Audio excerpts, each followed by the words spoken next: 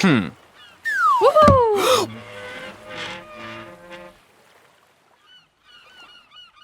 We already discussed the importance of the world kind of understanding itself, right? And understanding the universe. Like having a global consensus of what the universe actually is. Right, exactly, because we have global problems, and if we can't agree on the nature of the universe, it's going to be very hard for us to even have reasonable conversations about them. Yeah. Right? Let's talk about how we come to believe what we do. Right? Where do you think you get your first beliefs from? Your parents. Talk to me more about that.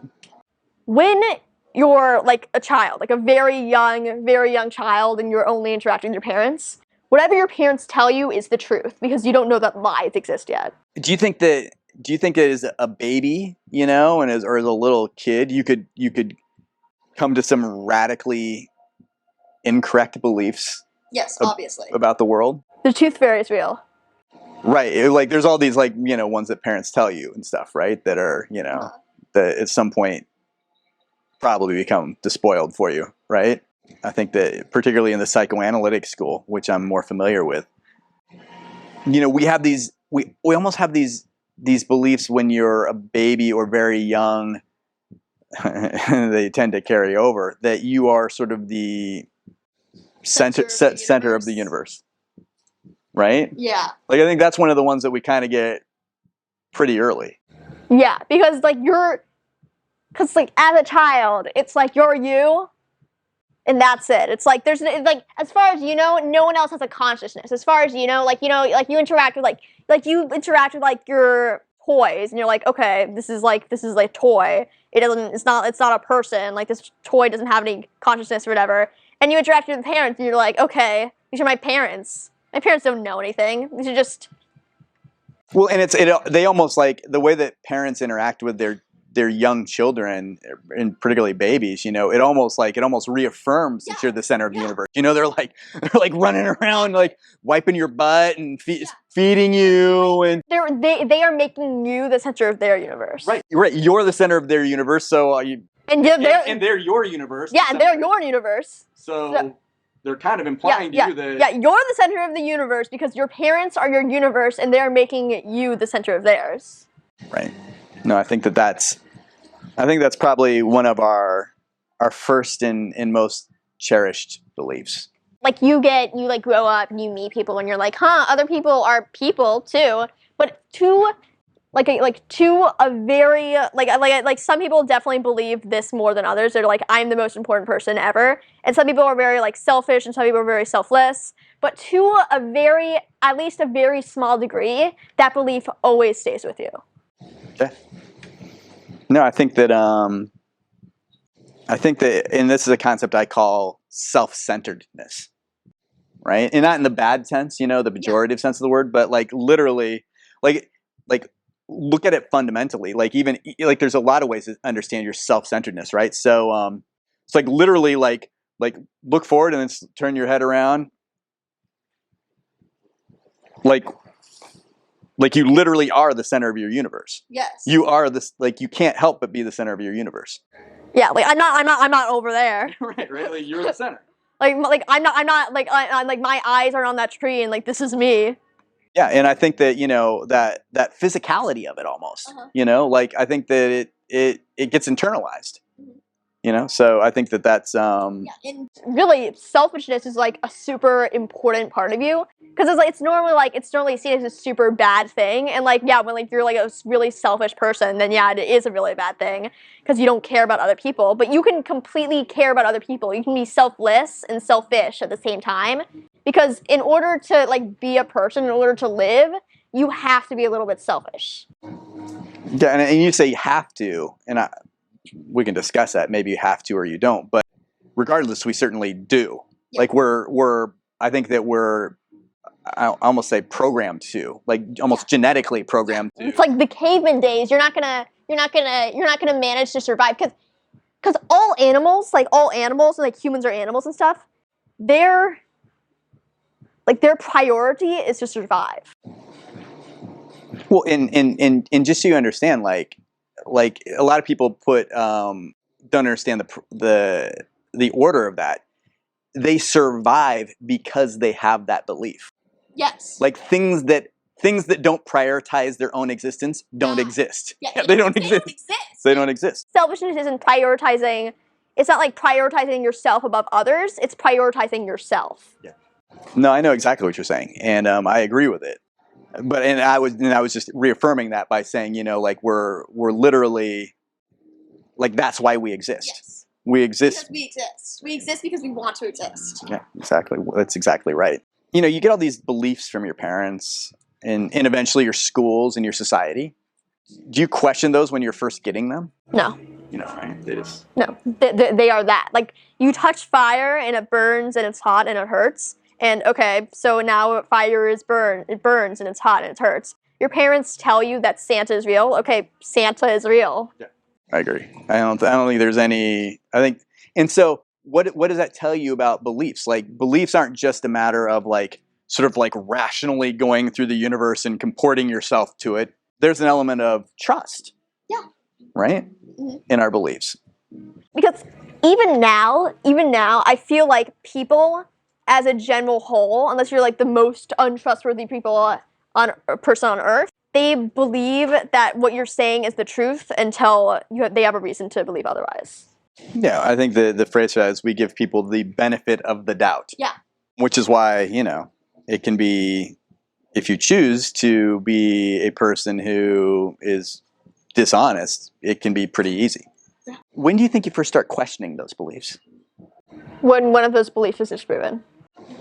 How's it happen? Talk to me about it.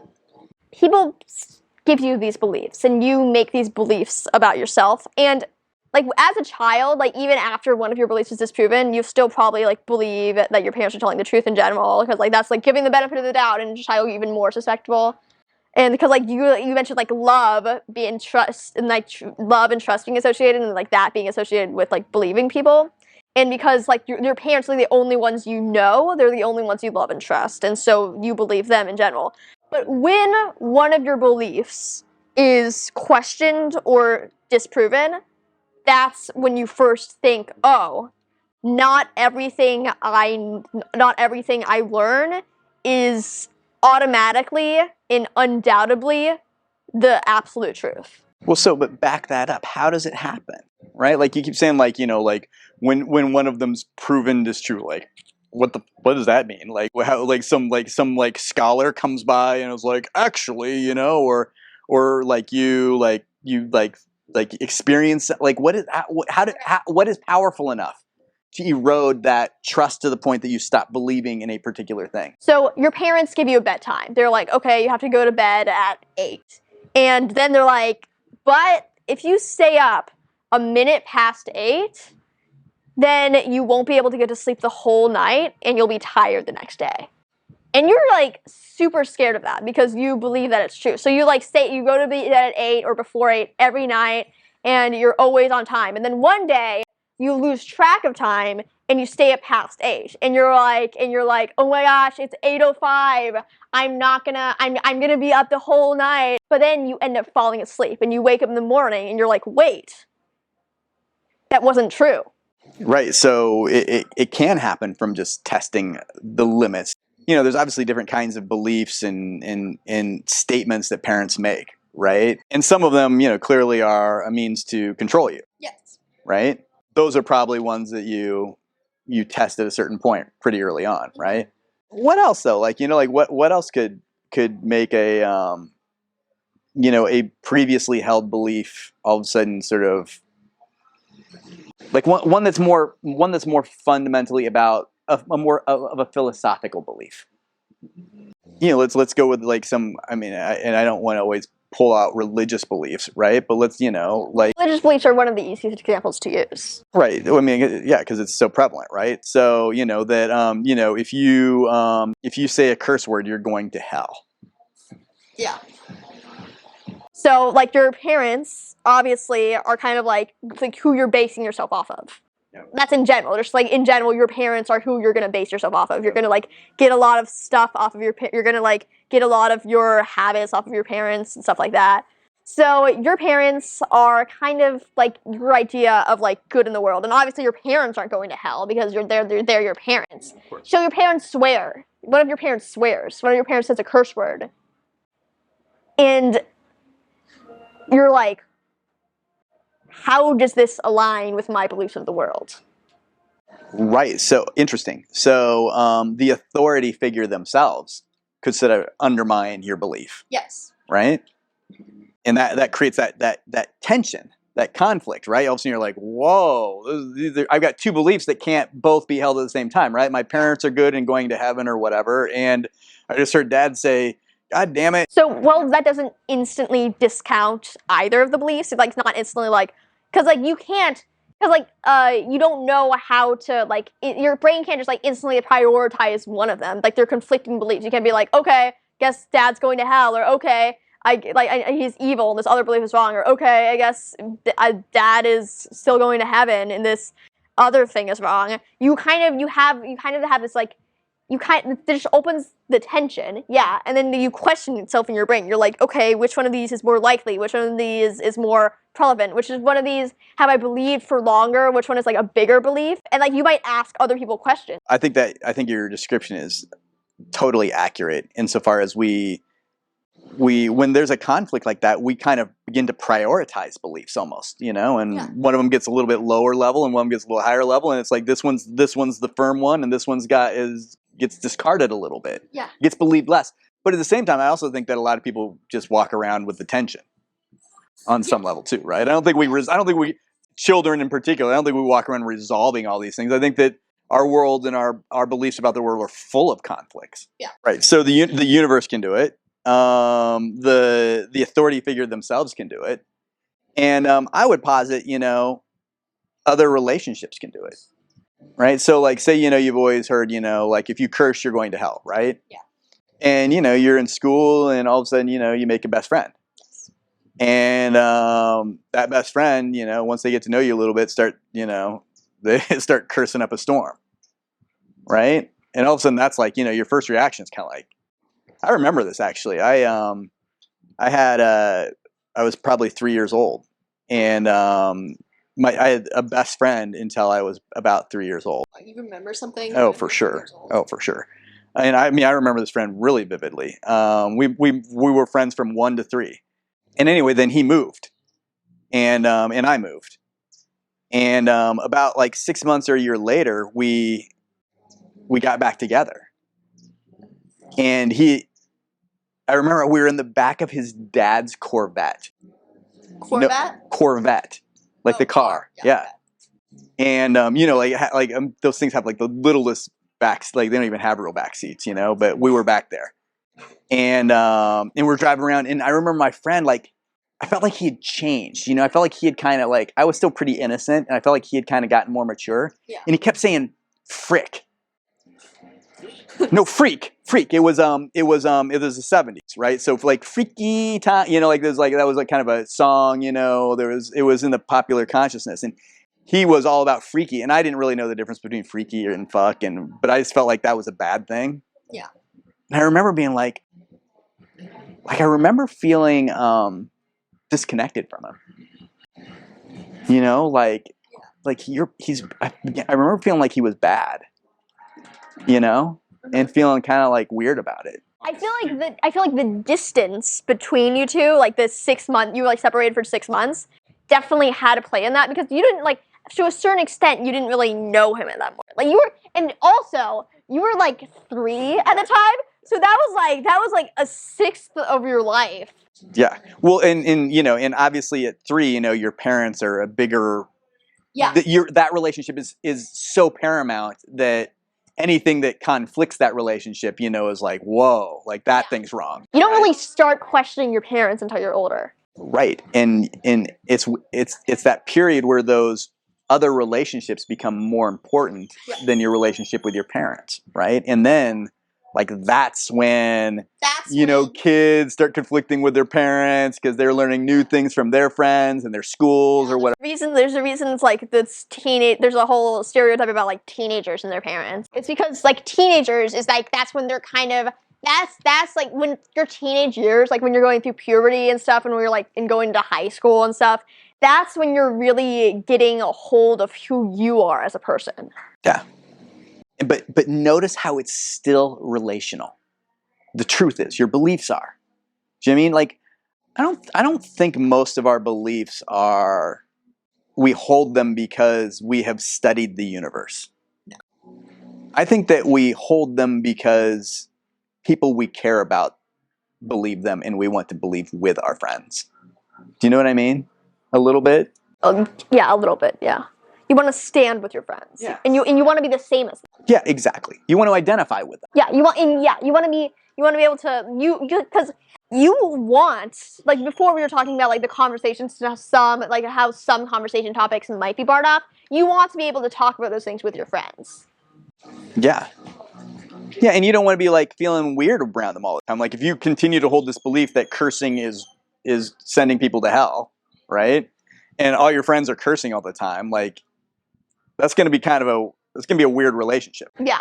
And it's like it's different like when you get older and like when you're like your beliefs are like more like your beliefs are like more complex, like Christianity and like atheism, like too, like they could like you can like be friends with someone that doesn't share your beliefs because your beliefs aren't like that kind of like they're more complicated. They aren't that like they don't have that sense that they're like, oh, they're not like, oh, this person is evil now. They're like, oh, we believe different things. Well, let's talk about like, you know, your beliefs and your ability to overcome them and see through them, change them to some degree.